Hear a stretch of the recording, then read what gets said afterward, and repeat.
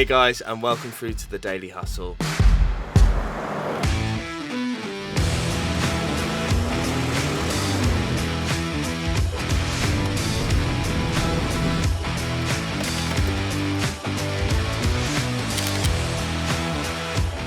In this episode, we've got the two amazing brothers from JB Cole and my brother Danny, where we're going to be talking about brothers in business. It's a really exciting episode. We're going to cover so much about the challenges, what we get up to as an agency, as well as what these guys have got planning for the future and everything going on in their business. So we'll kick things off.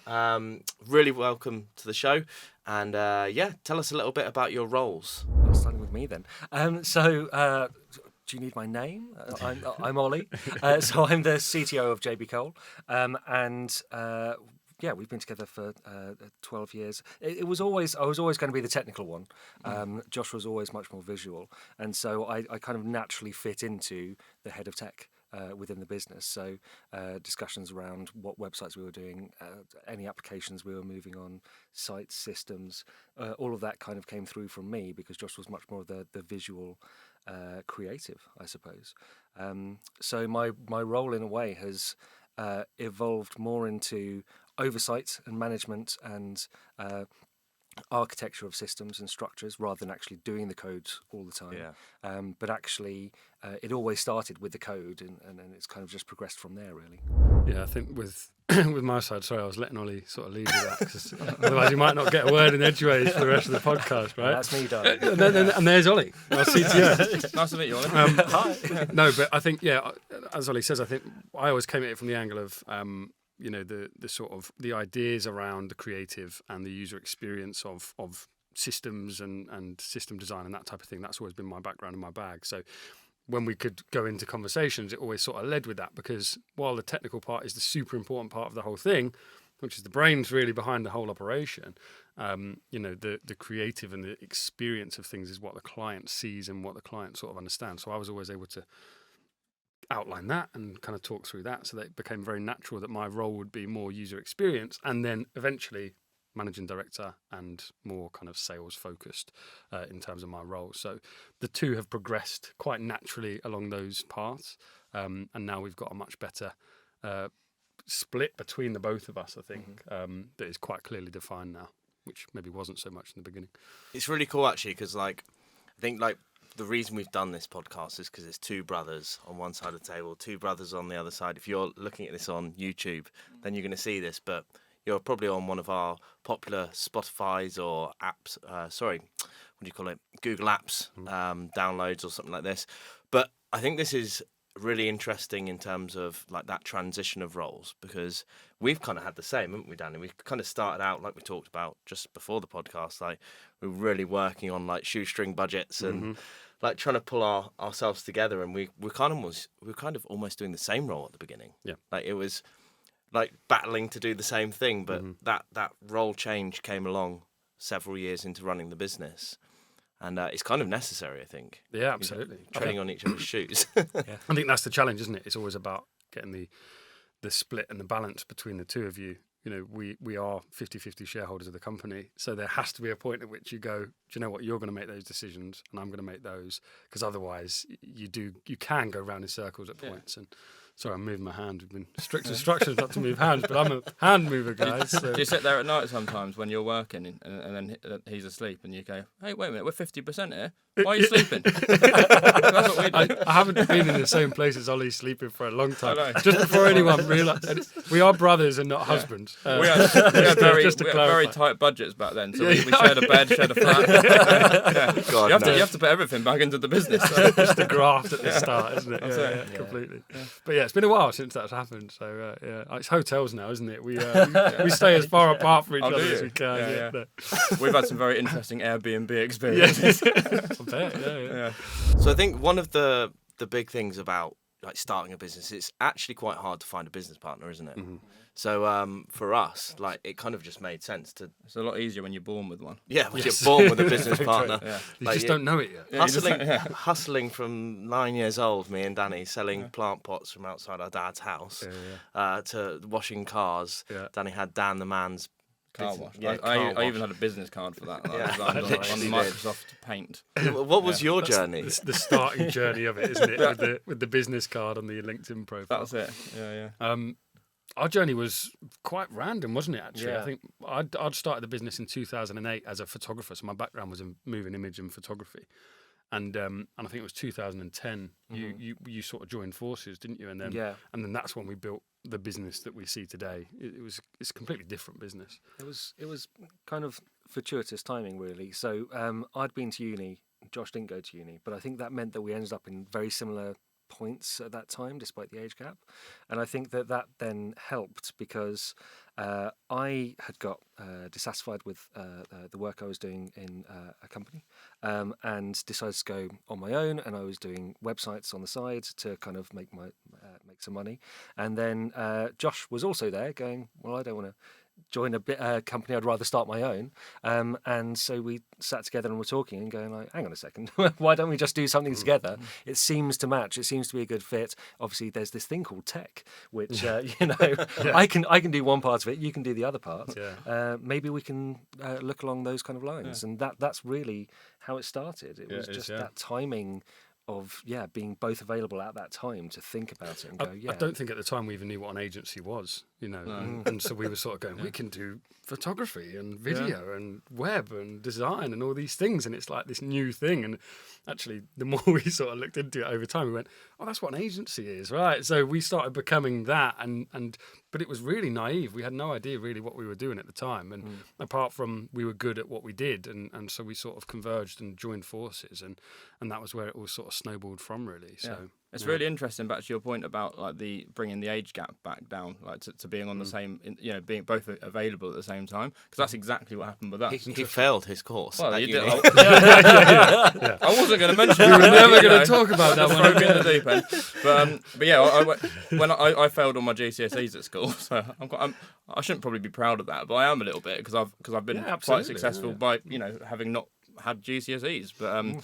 But yeah, I went into college, and then I did really well in college. I then went to uni, and then I went backwards again and failed my first year of uni at Bournemouth University because I wasn't really in the right frame of mind. But then 3 years passed, and then Matt was all of a sudden going to uni. Yeah. So I just thought, you know what, I'll have another shot at uni, at a different uni, a fresh slate, clean slate. Did you go to the same uni? We went to the same Oh, uni. no way, that's Wow, dangerous, fair isn't enough. it? So then we both sat next to each other in lectures for 4 years. And then all of a sudden, we're both aligned then in the same place. So me failing all my GCSEs and university has been a big part of why we're here together. at the same point, I suppose. It's funny how aligned you're saying that you are, and we are so different. But I think it's there's strength in both of those options, isn't there? Really, like we come at things from completely different angles. Mine's much more literal. Josh is much more creative, and we can kind of find a middle ground between the two of them. Whereas if you're both aligned, you can obviously kind of progress faster in one direction, and you can actually move things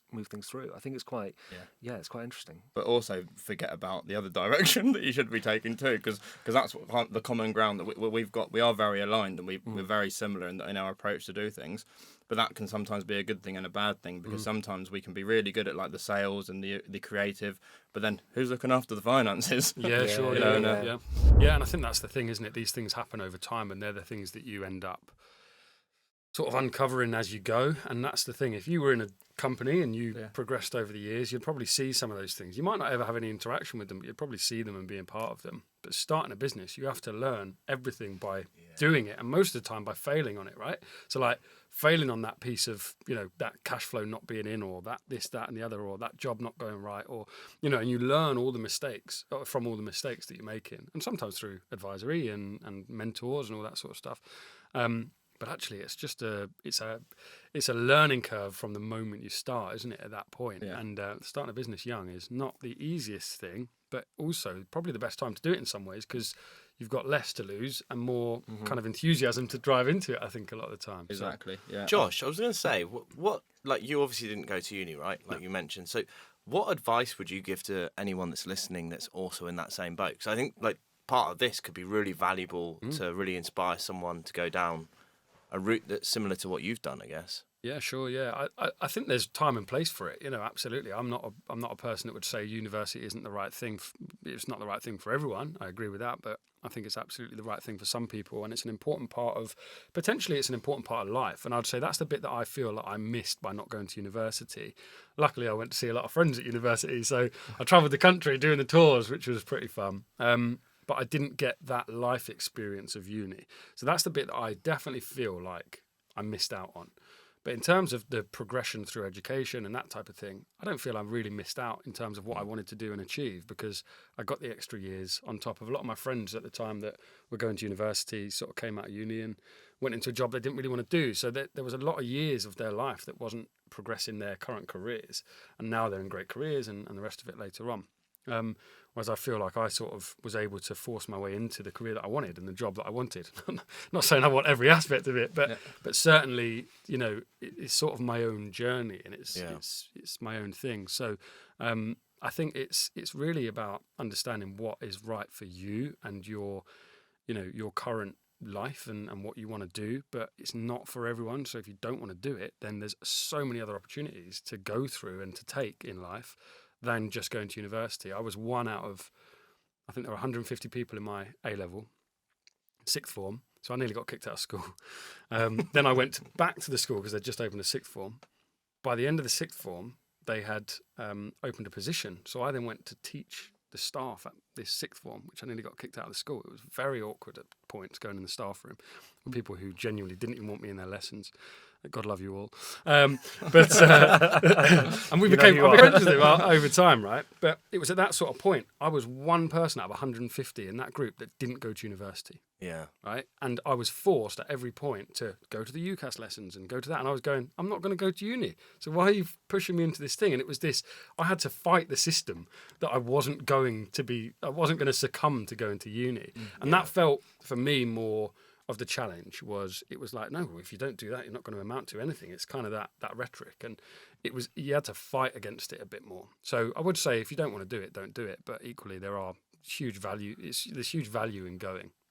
What I would say is that Josh was very, very determined. Like, from 16, he knew what he wanted to do. He knew how he was going to do it. And we had a lot of conversations where I was like, why don't you just go to uni? And you said no.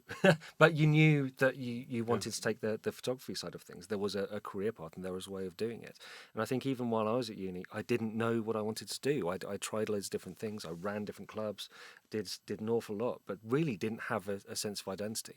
And it's only really as I got older that I started realising, actually, this is what I want to do and here's how I want to behave. Whereas I think Josh actually did have that sense from a very young age, and it maybe isn't really that everyone has that, but it didn't last long, but, but I had it. On that, actually, it was really interesting. We had this guy called Larry Long come on the show. Go check out. Oh, he's absolute Larry Long Jr. Genius. Larry Long Jr. Better, yeah, right? From the States, and he basically came around and just said, "Look, everything you've got in life is a choice. So, make that choice to positively impact your life." So, it's really interesting. Like, if you're a listener of this show right now and you're thinking, what do I want to do? You've got the choice to go in different directions. Yeah. And you've got there's four of us sitting here right now. There's 4 different examples of in places, failure, success, different choices. The route can always be different. And I think that's a really good lesson to be learned here. I think also you don't really know what you want to do until you go start trying things. So I didn't know I was going to be running a business. I wanted to run a business, but I didn't know anything about running a business. But I was a graphic designer, so I enjoyed the creative side of things. But I didn't think in 10 years' time from then I'd be sitting there on spreadsheets. It's a completely different thing to. And I honestly think that is the really important part of it, is not being afraid to pivot and change. Because if we were doing the same things we'd have a photography company, or a graphic design studio or whatever. Now we've got a product studio that deals with significant clients around the world, and we've got a massive sort of roster of clients and a big team. Those things wouldn't have happened necessarily if we hadn't have adapted and pivoted and taken that change. And the nice thing about being in control of the process to some degree, when you're doing it on your own, is that you have the choices to be able to sort of take, to pivot and move, but you have to sort of roll with it a bit. You can't stay too fixed in the mindset of, well, if I change, things are going to fail or whatever, because you have to be slightly brave at times to sort of progress. And I think also just kind of touching on the idea of being brothers, I think it was much easier for us to make that pivot. I think if we'd started a business with a business partner and we'd got a kind of set identity and where we were going to go, and then that changed not just a little bit but fundamentally, I think that could have been very difficult. Whereas as brothers, it actually, brothers first in the business was second. So I think it made it much easier for us to say, actually, that bit can kind of carry on in the background for a little bit, but let's try this a little bit more and move down this direction. And gradually things kind of worked its way out. Yeah. And then I was going to just touch back to the point that we were having before even we started recording about then trying several different businesses, right? Trying your hand at all these other things. And you can kind of do that as brothers because you're both sort of taking the risk together, It's I think especially when you live together. At first, we lived together when we set the business up. So there wasn't even a cut-off point to stop talking about business. We'd work all day, and then we'd get to 6 o'clock when most people would go home, and then we'd just continue talking about it, even when in our dinner. We should set up a recruitment agency. I've read about it. It's really lucrative right now. What about the agency we've been working on all day today? We've got 2 hours this evening. It's fine. We could crack out a new website. Easy.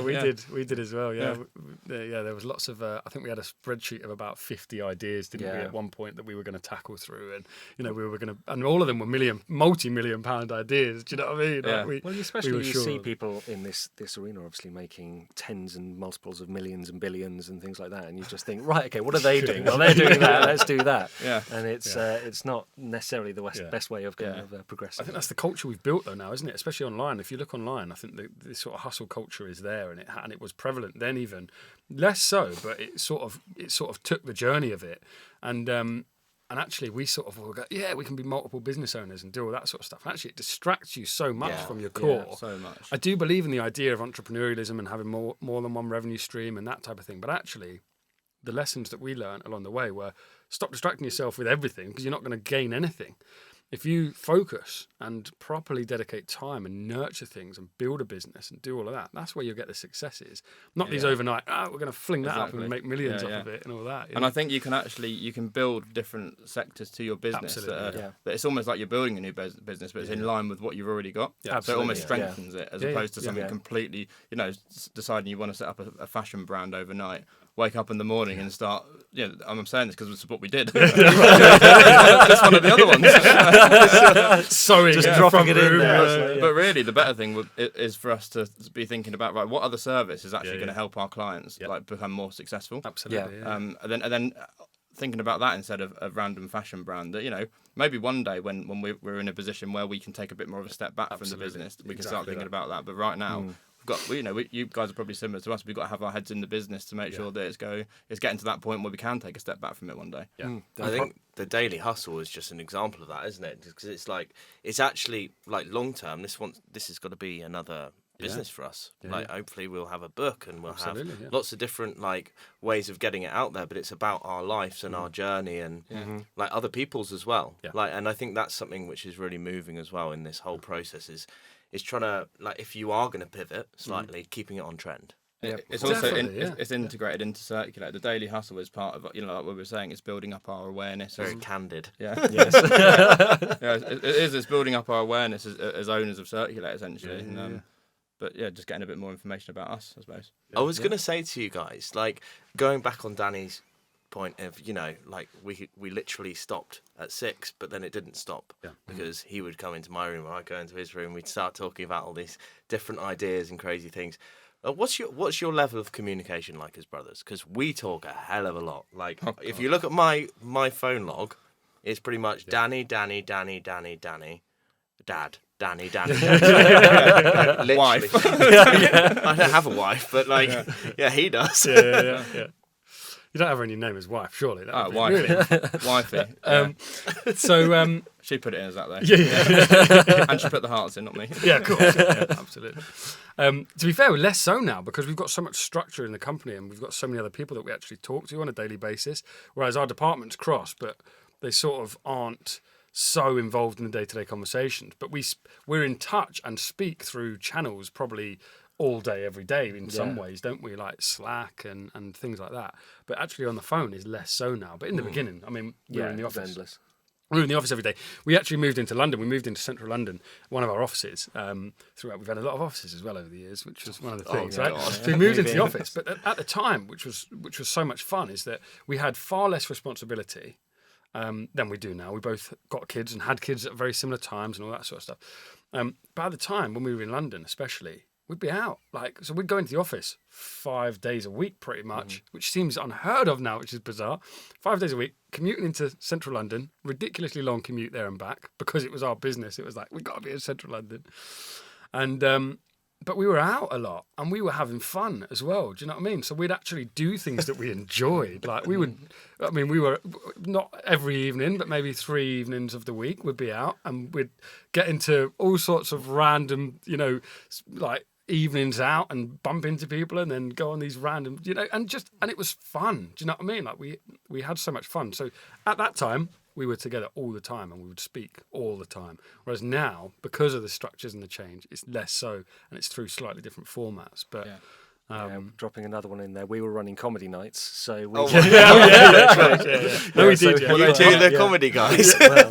Hey, Ollie was the compere. No, he wasn't the compere. We had a guy called Lee. It was a great compere, actually. Yeah. Rusty Robot, wasn't it? Yeah. It's funny because as you were talking, I could see Ollie just go, yeah, I remember that. It was great. It was so long ago. It feels so long ago now. But it was, that was literally it. It was just constantly thinking, if we're doing something, we want to be enjoying it, and we want to be making sure that there's a part of it that was, kind of as an extra part of your life rather than just being constantly working. Like, we were producing these nights, but they were also fun to be at, and they were good. Yeah, they were great. And then for the rest of it, we were sourcing the talent to come to those nights. So that's why we were out all the time. It was like finding comedians and finding musicians and all that. So where do you find them? At bars and all these sort of places. So when you say you were running comedy nights, you weren't like the acts on the stage? No.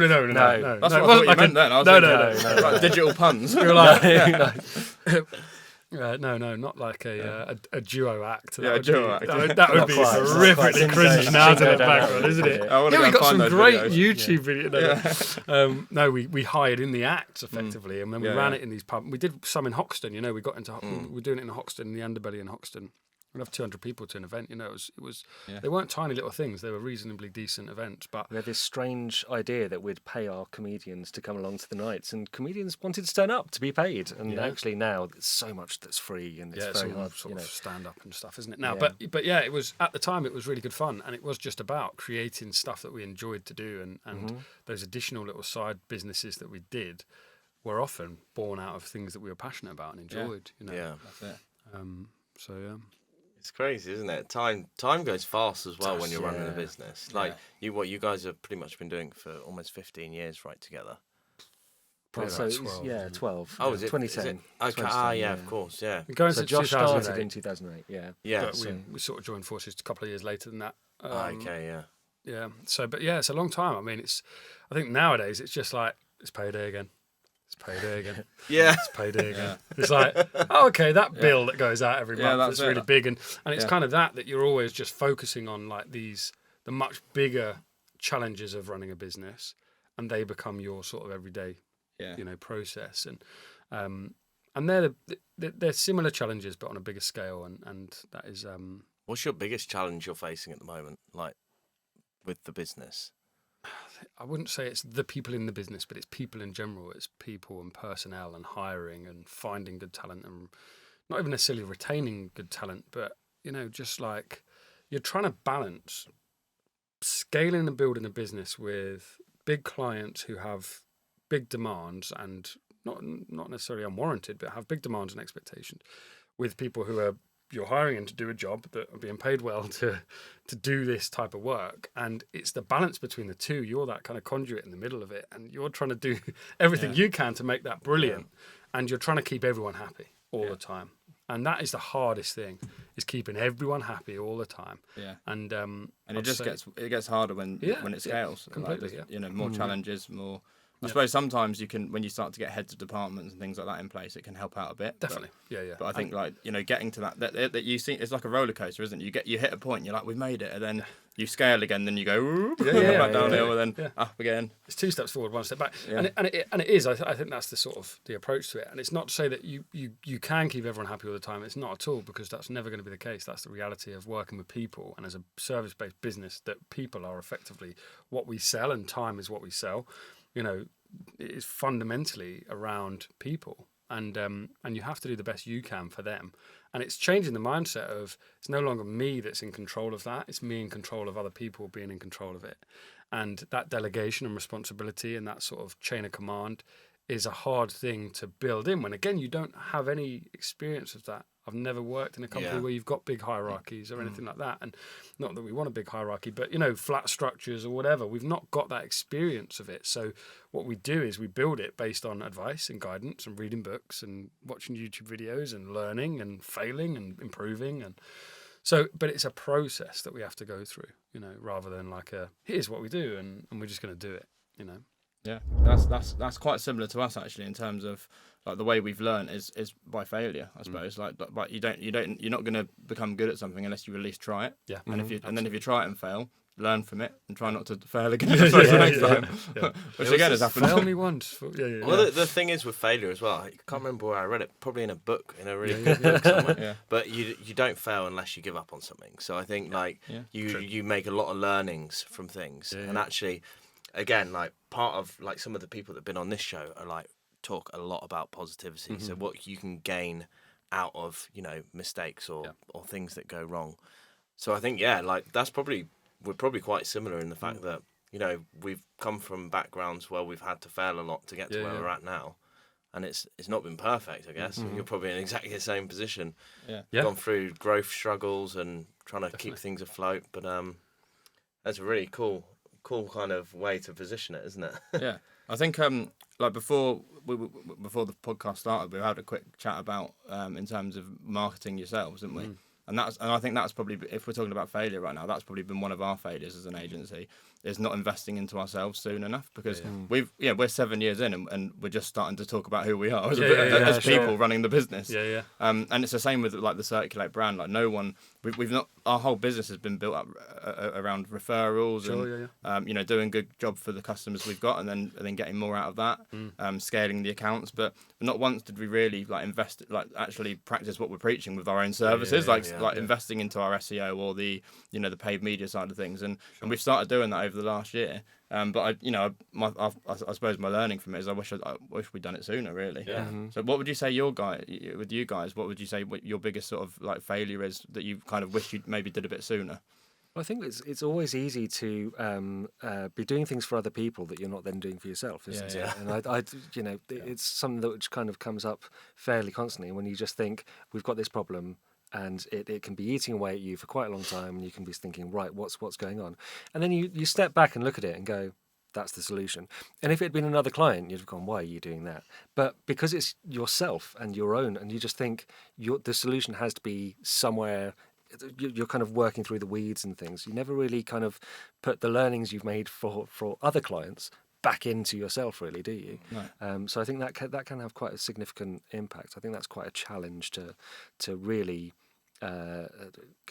improve. And obviously that's partly because clients are paying you, and so actually investing that time, you can invest days and weeks and months and kind of improve things over the course of time, whereas putting that back on yourself can sometimes prove quite challenging. I think it can be quite tricky. I think failures are a point of specific like big failure, I think, is a difficult one, because I think we've had lots of things that we've struggled with and had challenges from in both personnel and client and us as business owners and that type of thing. It's sort of hard to say that's our specific failure, because actually it's probably not one thing that we could really pinpoint down. I think it is just the idea of we've had challenges in every department of our business, as you can imagine, continually over a long period of time, and we still do. Like the reality is we're not 100% perfect. I'd love to be completely squeaky clean on it all and be no issues, no operational challenges, no client issues. No. I don't think the reality of that really exists, especially when you're trying to scale a business and trying to push things further. But equally, it is about all of those sort of micro failures or those sort of smaller failures that build up over time to then, become your learning and your improvement, and what really shapes the company from that point. But yeah, any specific big failures are really difficult for me to pinpoint, and I probably shouldn't talk about them anyway. So Yeah. probably safer that I don't. How do you guys keep motivated during lows? Because I feel like when things are on a drop, and we've all been there, where you're looking at God, we've got to get this cash flow situation sorted, or we've got to whatever it is. How do you recover from that drop, that dip? Well, I think it's funny, isn't it? Because as we were saying, we are so different in terms of our approaches, but also in the way that the business is kind of set up at the moment. I'm looking in a lot more, and Josh is looking out a lot more. And that doesn't mean we're not also doing the same, but it means that actually, more often than not, there's a stress on my side, which Josh is able to help resolve, and there's a stress on Josh's side, which I'm able to resolve. So because we've got these different perspectives, it can be very helpful to then be able to be each other's motivational partner in a way. And it's not that often that we're both fundamentally stressed about the same thing at the same time. It's actually we can be kind of looking at it from a step back when the other person's deep within it. So I think that's a good way of doing it. Definitely, yeah. I would agree with that completely. I think that is the thing with it. We've got senior leadership team that God, that's hard for me to say right now. An SLT. So we've got an SLT that obviously looks after departmental stuff, right? And so when it comes to me and Ollie being involved in the conversations, they can potentially be more or larger scale problems, right? Because they're the key challenges that haven't been able to be resolved elsewhere, so they've come to us. So we tend to be lumbered with the bigger issues, and they're the ones that we face. And so Ollie and I have that way of going through the process to solve, but we also have a really good board. So we've got two sort of boards that we reflect on.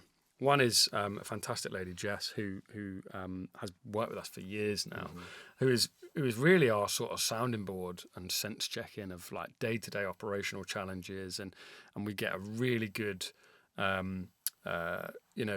outside, inside opinion. It's that sort of external, internal opinion, that really helps us get through some of those tough times. And then we've also got a more strategic board. We're a couple of guys that are purely focused on growth of agency land and have built multiple and scaled multiple agencies. And so we've got two areas that we sort of go to with different challenges. So at any point, if we can't solve the challenge together, then we will often escalate to one of the boards that we've sort of got in place, or one of the board members that we've got in place. And for us, that's been probably the most valuable thing I think we've really invested in over the years, because there are points at which we're at loggerheads as well, right? We still both know our positions very clearly in the company, but if we don't agree on a point, where'd you turn? Because actually you both have a complete stake in the company that's exactly the same. So you need somebody else's opinion sometimes to be able to make the call on things. And sometimes you're just so in the weeds of it that you can't think clearly. It's like finding the wood through the trees. True. It's like you're fogged, right? And so having that additional layer of support is really, really valuable to us, and it allows us to get through the trickier times, because they sort of rationalise with us and then go, all right, but practically, how are we going to solve this? Let's break it down and we'll work through it together. That's really cool, and I think that's hugely useful for companies that are going through those types of problems. What would you say is how would you position that for a smaller company? Let's say you've got 10 people without that senior leadership team. What kind of process would you recommend to them? So they could still have the same sort of process. So you can get access to, say, mentors, coaches, or non-execs, NEDs, quite seamlessly now, and there's more and more. We actually built a platform of one of our businesses years ago called Mentorify, which we never really properly took to market, but the idea of it was finding mentoring, one-to-one mentoring online, and then you could tap into people for minutes of time and all that sort of stuff. Anyway, there are things that exist like that now in the marketplace. I'm not saying we invented it, but they probably copied us. So, off the back of that, there are ways and means now more than ever, I think, that you can tap into good people. You can drop someone a LinkedIn message and they can respond to you directly. You know, if you want to speak to someone who knows, like, they can do that. If you tweet with people, like on Twitter, I sound so old doing, like, if you tweet with people, that makes me sound really out of touch, doesn't it, with technology in life, right? If you tweet with people on this platform called Twitter, you could, like, new kids are using. But if you're on Twitter and you're involved in conversations with people, that's probably the most direct way you can have a conversation with people. So you can access people like you've never been able to access them before, and that's brilliant. And people will give advice, and people want to help. Like, genuinely, what we've found over the years is, yes, you can pay for things, and we pay for a board, but you can get a lot of free access advice from people. And that's not to say, you know, going through things like the Growth Hub, though you can do that, that's brilliant. Actually, probably one I would advise to go through, actually. But you can also find that people are very willing to help and have discussions with you that can help solve your problems, and they will be an ear for you going forward. Yeah. So I think that structure of just getting a sounding board or getting a mentor, getting a coach in place, even at 3 people, 5 people, 10, 100 people, I think at any stage of the journey, it's really beneficial. One of the things we did when we first started, which I don't, you know, we're not in the same kind of space at the moment, but we did go to business breakfast kind of thing. And actually being around people who have been working in a completely different industry to you, who have got completely different life experience, the reason they set things up is completely unrelated to anything that you've done or anything like that. But they're there for an hour every week, and you're able to build a relationship up, have conversation, be able to be a bit of a chat, sounding board, potential business there. But actually, the advice from a lot of those people was really helpful and really useful. And it was even really useful knowing what was working, what wasn't working, what had worked in their life, and where they currently were. And, you know, to see that someone was a sole trader all the way through to someone being in charge of 50 staff, like, you could see the different aspects of the different businesses. And that was just turning up every week, doing, you know, building up that relationship. And it was really helpful to have that extra perspective. I don't know, it's specific to this industry as well, but I don't know, and I'm not in any way affiliated to them, but I've got a lot of value from, is the Agency Collective. If you guys are a part of that at all? Yeah. So the Agency Collective is a great platform, and it's mainly a Slack channel, but they do in-world, you know, real-life events and things. But that, as an access to hundreds and hundreds of senior leaders, if not owners of agencies across the spectrum of size. If you're in agency land, I would recommend signing up to it. It's a monthly subscription, but you get access to effectively hundreds of non-execs that you ask a question and you get several answers, and people will be like, yeah, sure, I'll answer that question for you on the phone, or I'll introduce you to someone who knows. And so that access is like staggering. The value of it is significant. And I would recommend getting involved in it. It's actually really, like, talking about that kind of topic as well, like trying to get more advice from people out in the space. Networking and referrals has been our biggest source. So, like, what's been, like, your biggest, like, I guess, success in that? Like, was there a point where you met one key person that really helped you to drive the business forward, or has there been, like, this magic moment where you've met someone that's helped you to drive a lot of new business? And I suppose, and also just to add to Matt's question as well, from me, as part of the same conversation, is like, when did you start investing into like what we were saying? One of our failures that we see is investing, you know, quite far into the journey of running Circulate into our own marketing. But when did you start investing into your own marketing? Want me to take that on? Yeah, I think so. It was fairly early on, as far as I was. And again, it kind of related to the two of us have different perspectives, different approaches.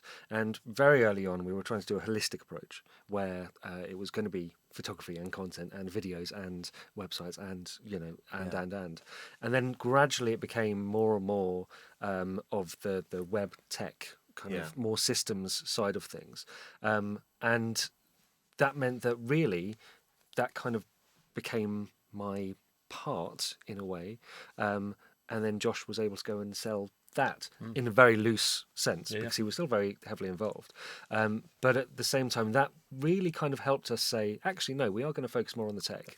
And that sphere is probably, like, how we actually do it and what we're actually doing with it is probably more of my domain. And then Josh built up that knowledge, built up that expertise, but then was able to go and actually talk to people a lot more. And some of our big conversations came from our big kind of projects to begin with, came from tweets where you randomly got in touch with a couple of people and we got some work out of it and things like that. Like, so that really started showing that was a good approach for what we could do. It's kind of just taken me back then and gone, yeah, actually that's a really important point, because I hadn't ever really factored that in. But I think that's really, really important to note, is that I do think it was at that point of separation of concern that we took, and we made that decision strategically under the advice of Julie Howe, I believe. Oh, yes. So there are key people along the journey, yeah. loads of advisors and people that we've tapped into that have given us great bits of strategic advice. Julie was a great person, and Julie's amazing. And really helped us make a decision at that point of our journey, actually, which was, why are you doing the video and photography, and actually the market is going this way, and really that's a great place to be focusing, and you should be in London, and all those things, and all those decisions that were made at the time were through conversations that we've been having there, and we sort of took advice, and we did things, and we forged our way there. But it was exactly that. What Ollie's saying there is that what we realised is, my background being UX creative and all of that, I can sell the vision of the system. I'm a solutions architect as well, and I'm a business analyst. So I'll look at, and especially over the years of going through that, that's literally what I do with businesses. So I can go in and sell the proposition of an idea, or help solve the problems and the challenges. That's really my strength as a person. It's not just sales; it's consulting. And then obviously Ollie can come in with the team and architect how it was all built, and then kind of push that in. And we work really well in that guise. And so because of that decision, it was, well, actually, I'm going to be the front of house going forward, and that is going to be me that leads those new business conversations and all of that. So we invested more and more time in me doing that, and me getting out, and marketing being more focused to me. Now we need to do more on our personal branding stuff, absolutely, because we just don't do anywhere near it enough, and it's something that we're working on more so at the moment, because it's super important. But meeting people. So probably really I spent a lot of time, and it was to probably the detriment of my own relationship and family stuff, which was out a lot, meeting people, networking, me going to events, me being in London more, me doing that, and Ollie probably tailing off a bit on that, but me focusing the attention on that. And then when we came up to Manchester, it was sort of me as the face there, now meeting everyone and doing all of that, and that's become the split of the concerns really, and that's where we've sort of ended up directing most of the sort of spend, I'd say, in terms of marketing or brand spend, has gone more into me and building the relationships that I've got, because that is fundamentally where our business comes from. That's actually kind of the same with us. Exactly what's happened. Like in the last 18 months probably. Yeah, 18 months to 2 years. I think that's. I was CEO before, and I stepped back to kind of go into a CMO role and like really just position the sales side. Yeah. But it comes with its challenges, because you've also got a lot of other things that I'm having to get involved in, and vice versa with Danny. Like, I think also when you moved back to Barcelona as well, that made a big impact on the role, on Matt's previous role, because I think as the CEO, I like to be a lot more hands on with the team, make sure that I'm there with them, I'm addressing concerns they've got, make sure everyone's happy and the culture's there. And I think like you have to kind of be there in person sometimes to do that.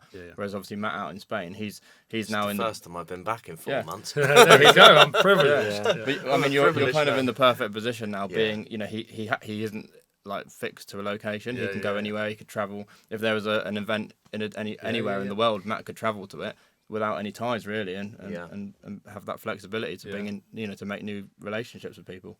Yeah, well, I think it was especially, I remember just before lockdown started, that it was the first time that I met Sonny, our kind of new Python developer, and the first time I'd been into the new office where there was going to be more space, and there was going to be everything where we'd be able to, build up the culture, build up the people, build up the team, and I was going to be up a lot more regularly.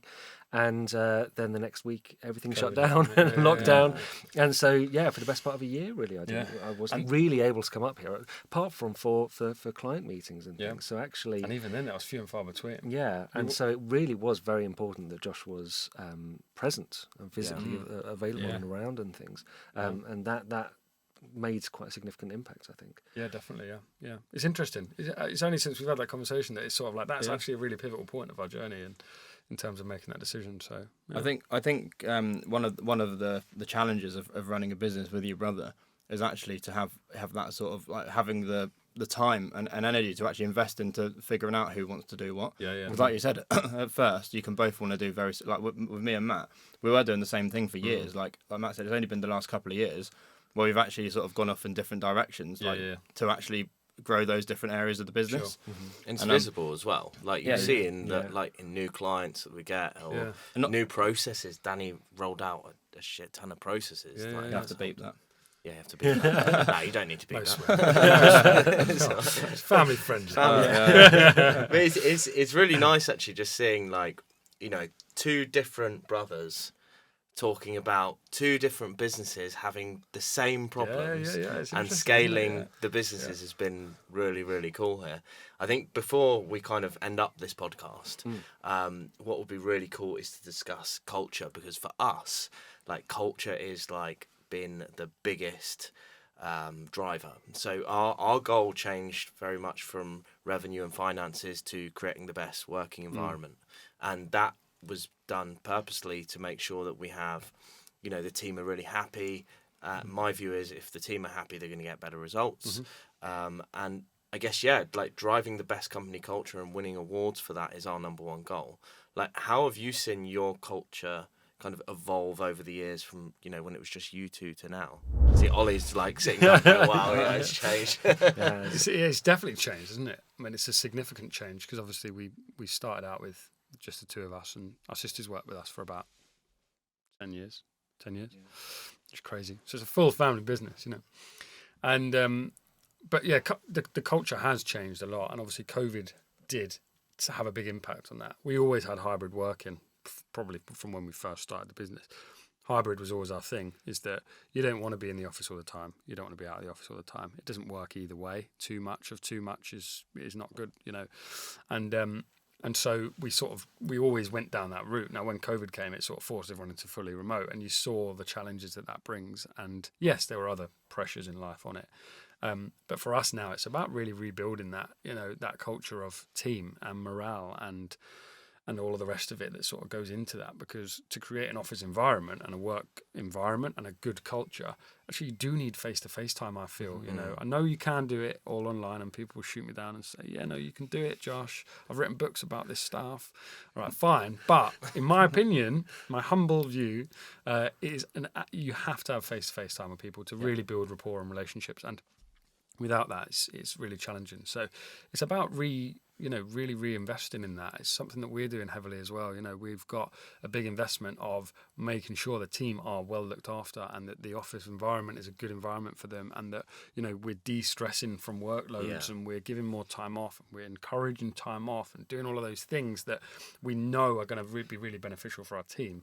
And then also just trying to bring in great people around that, you know, so that they always add to that culture, and different people from different backgrounds and different walks of life and things, so that we're not just recruiting the same types of people from the same agencies and things. We're bringing real diversity into the company, and that's what we absolutely want and encourage, because, you know, without that, the culture stays very still. And you know, we really are championing that. So a number of things that we're doing, but not without its challenges, especially over the last couple of years. Definitely. I think culture is one of the the foundation things you have to get right as an agency. Because if it can go either way, you can have an amazing set of services based on the culture, because you've got happy staff, like Matt said, and they're coming into work, they're buzzing, they're even going off in the evenings, and they're you know, we don't tell people to go home and work in the evenings, but some people just want to do it because they're that sort of invested into their roles and learning. You know, and then that creates better results because people are becoming more knowledgeable around their skill sets, and but it can go the other direction, where, like, if you have a bad culture and you have like a very sort of you know, a culture where clicky. It can be clicky or it could be volatile. Like, that's when, you know, that can impact performance, and the clients can feel it because they're not getting the results, because the team don't really want to put the effort into the account, because they don't even want to be at work. If you hate coming into work on Monday, then you're not going to do your job properly. Absolutely. And actually it's probably not the right job for you, because or it needs to be changed. So there needs to be that element of change. But it's Mondays funny- should be fun, right? It's funny, isn't it, how hybrid working was something which, when we were doing it, it was partly because we're not going to be in the office every day, so therefore why should you be in the office every day? But that was partly because we were out meeting clients, going to places, doing different things. But if we weren't able to be there, then obviously that it shouldn't be essential that you should be there. So we kind of baked that hybrid working in from the beginning. But a lot of other companies didn't trust their staff and didn't want that to happen and were kind of completely against it. And then obviously the pandemic hit and everyone had to work from home, and companies realised that actually it's the hybrid way of working did work and could work, and all of a sudden that's standard. And so, yes, people want to be in more regularly, and actually a lot of people are still pushing for the 5 days a week being on site. But it's funny how it went from being hybrid working was something where we were like, this is a benefit, this is a perk, to actually this is just standard now. Standard. Yeah. So and again, It's we're just not saying constantly that evolving, everyone's constantly copied changing. us or anything. We're not saying that, guys. But we were pioneers. I think we actually the way we used to sort of manage our culture and keep a sort of our finger on the pulse of it was really just to sort of just like have a look around and see how everyone was feeling and almost just like sort of guessing. Yeah. But what we've started to do over the last year or so, especially actually COVID almost forced us to do this in a way. To make sure that we were actually fully understanding how people were feeling, because we weren't with people face to face. Sure. So we started rolling out sort of Anonymous feedback. Yeah. we did, And off the back of that data, we then started to make crucial decisions for the business. Yeah, nice. Yeah. That then drove us in the right direction with the culture. Because, like for example, we've just handed notice in both of our offices. Because of the feedback we've had on these services, because this anonymous feedback, because the team are telling us that they're not as happy being in like a dedicated office, because when you haven't got a massive company and loads of staff there, if there is only 5 or 6 people sitting in a room together, like it can sometimes feel a bit like get a bit stagnant. Whereas I suppose if you're in a big co-working centre, there's lots of new people around, absolutely, they're really modern and up to date. And I think actually what we realised off the back of this feedback is having a dedicated office within a co-working centre is like the best sort of fit for us. Brilliant. So we've come to that decision based on the feedback we've received from the team. It's called Office Vibe. You're probably using the same, right? Yeah. Brilliant. The- Game changer that. The thing I love about this tool, and I actually posted something online about this the other day, is because it's like in an agency, in any business, there's so many different types of personalities. No, not everyone is going to come up and say, do you know what, Matt? I don't like the way you're doing things. Yeah. But the great thing about this is obviously going in, seeing the feedback, which is completely anonymous. You can even respond to that feedback, which I've just started doing now, because I only realised you could respond to it recently. So I was like, shit. I knew that all along. Yeah, one of the parts of There we feedback go. where no one talks back to me. No one we gives were me- we were just going back to the team and saying, hey guys, we noticed this, this, and this. But actually, you can respond to it. Brilliant. And this is going to be game changing. I mean, we've just gone 4.5 days a week working. Interesting. So we've got finish at lunch on Fridays now. Yeah. The goal of this is to make everyone's weekends better Yeah. and actually reward them for all the hard work they're putting in the week through more organisation throughout the week, time tracking, making sure everything's done on time. Everyone's accountable and ultimately they get rewards. Yeah. And it's just another great perk to add. Yeah. No, that's good, and I think that's really important. And it is an interesting part of it is actually the tracking of that. And what you're not doing is necessarily tracking culture, but what you're doing is tracking employee satisfaction and, and engagement and their well-being, and that's so important. And well-being, I think, is the absolute critical part of that, isn't it? Is understanding how people are coping and how they're doing, because it can be stressful. It's interesting as well, isn't it, saying that talking about data, and obviously behind this data are people, and it's information that otherwise you wouldn't have known about, you wouldn't have got. And I think it's very easy to say, kind of generalize across a spectrum of people with large data sets and things like that. But in a company, it's very limited. One person can be 5% or 10% or 15, 20% of a business. Yeah. And actually, it's really important that they have a say and that they're able to explain what's going on. That's it. Like one person can drop your score down massively if they're not happy. Yeah, and then because the feedback is anonymous, it's sometimes hard to figure that out. So we have like monthly PDPs of our team to sit down with them and make sure that everyone is happy. Then you can start to like sort of connect the dots then a bit more and figure out who that person is that isn't so happy and actually put a solution in place to, because a lot of the problems sometimes that we face isn't even in the agency, it's outside of working hours. People might have personal issues going on, and I suppose understanding them as well can be a big big game changer. Yeah, completely. So guys, we've got to wrap this episode up. Wow, but that was quick. That Yeah. was it feels Time like flies. we've learnt a lot in this, and it's been a really, really engaging episode. I think We I hope got the through about listeners love that. 2 questions. I think we got out of the 17. But I think, like, for you guys, just how can people find you online? I mean, you're really inspirational in what you're doing. Like, have you got any areas? Obviously, you're on Twitter quite clearly. Yeah, it's very much so. Josh Cole Bolland on Twitter. It's Josh Cole Bolland. And Ollie, like, where can the listeners find you? They can find me through Josh, probably. Josh. There we go. I'm on Twitter as well, at Ollie's on Twitter. Oligopoli, with 2 L's. Ollie's on Twitter, LinkedIn as well, and obviously our website jbcole.co.uk. Okay, well, thank you so much for listening, guys, and we'll see you in the next episode.